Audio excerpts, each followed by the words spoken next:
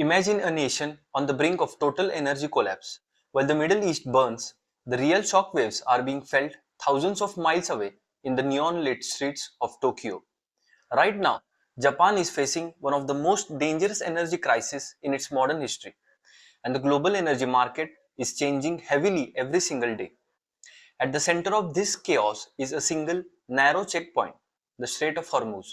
Nearly 20% of the world's oil flows through this passage, and today it is effectively under siege. For most countries, this means higher prices at the pump, but for Japan, it's a question for national survival. Japan depends on the Middle East for a staggering 90% of its oil. When Iran blocks that strait, Japan's economy begins to suffocate. This is why Japanese leader Sanai Takaichi made a high stakes journey to Washington. She wasn't just there for diplomacy, she was there to ask Donald Trump for a lifeline. Japan has already taken the historic and desperate step of releasing its strategic oil reserves, a move of absolute last resort, as the war in Iran sparks a crisis that is going far beyond any expert's prediction. But what Takaichi received in Washington wasn't just a strategic cold shoulder, it was a public humiliation that has left the world stunned. During a joint appearance, a critical question was asked: why weren't allies like Japan informed before the US launched military action against Iran? Strikes that directly triggered this energy catastrophe.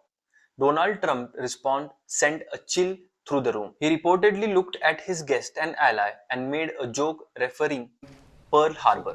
Who knows better about surprises than Japan? He said. The room went silent. For a Japanese leader to be reminded of a surprise of Pearl Harbor, the event that led to the nuclear bombing of Japan, while she is literally begging for help, is a diplomatic gut punch.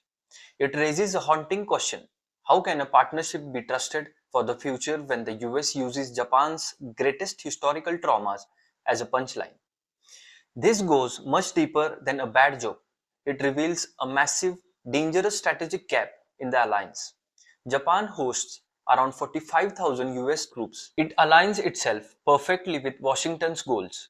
It takes massive risks in confronting China, especially over the defense of Taiwan. Yet, when the US launched military actions that directly impacted Japan's energy security, there was no warning, no consultation, no coordination. If the US doesn't share critical decisions that affects Japan's very ability to keep the lights on, what does that alliance actually mean? Takaichi's firm stance on Taiwan has already angered Beijing, and this visit to the US has only added fuel to that fire. But more than that, it has exposed a fracture in trust. If Japan is standing firm against the Chinese because they believe they have US support, they are playing a dangerous game. This visit proved that under a America First policy, Japan's survival can be an afterthought. The contradiction is staggering. Trump is now pushing Japan to step up and help reopen the Strait of Hormuz, even suggesting mine-sweeping missions. China has already flatly denied any involvement, but Japan, desperate for oil, is caught in a trap. They cannot fully act militarily because of their pacifist constitution. They cannot secure their energy routes alone, and they now realize they cannot fully rely on an ally that keeps them in the dark. Takaichi met with what many in Japan are calling global level humiliation. The strategic gap is wide open.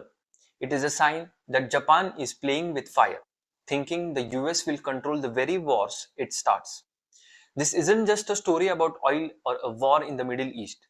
It's about a global system under extreme stress, where energy security has become geopolitical survival. If a country like Japan, one of America's strongest and most loyal allies, can be left in the dark and mocked in public, then every other nation is watching and asking the same question. In a moment of true crisis, who can you really trust? The strategic gap has been exposed, and for Japan, the fire is getting closer every day.